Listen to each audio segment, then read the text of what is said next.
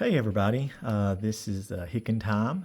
Today I wanted to do a 2-month review of my Wimbledon 41mm Datejust in the rose gold two-tone.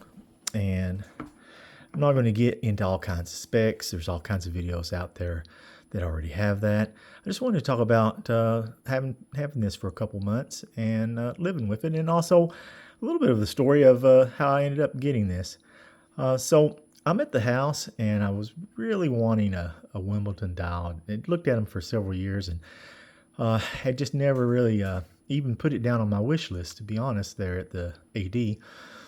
But I told my wife, it's a couple days after my 60th birthday, I said, let's go down to the AD and I'm going to try to get a watch today. And I had a plan. And my plan was I wanted a Wimbledon dial. And I was open to two-tone, I was open to steel. I just wanted this dial, and it had, like I said, it had been my birthday a couple of days before, and we went by the AD, and we laid out these watches. We laid out the two-tone. We also laid out the steel with the Jubilee and fluted dial. Also the steel on Oyster with the smooth dial, and had them all lined up side by side. And I'll be honest, in my humble opinion, when I really compared this two-tone rose gold, it just looked better. Yes, it is a little bit loud, but again, I'm not a 25-year-old. I think the rose gold is not as loud, as flashy as the yellow gold. Nothing against the yellow gold, just if you want a little less flash, I think the rose would do it. I love how this band catches a light and you get these glimmers throughout the day. It is, like I mentioned earlier, I think it is a scratch magnet. I barely wore this in rotation, but I have caught myself wearing this more and getting it out of rotation, and I'll tell you why. It wears so well. Right at very thin. The 41 actually is not bad at all. I'll show you quick.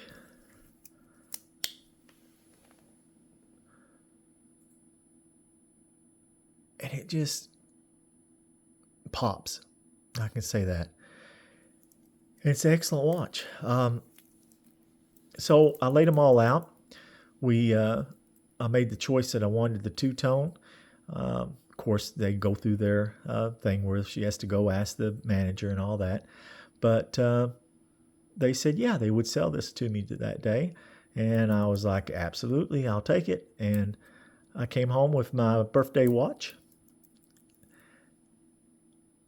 And I did mention that I was on the waiting list, did I not, for some sport models? I thought this wouldn't hurt, that weight, but it surely makes the weight much better. I needed a dressier watch. I have a lot of sport models, GMTs, but I didn't have anything. I know this isn't completely considered a true dress watch, but it's dressy for me. And I think it looks great with a suit. And I believe it also looks well with a pair of shorts, to be honest. So 2 months in, very, very positive about this watch. Very positive about the AD experience. It was very nice that they let me have this watch for my birthday.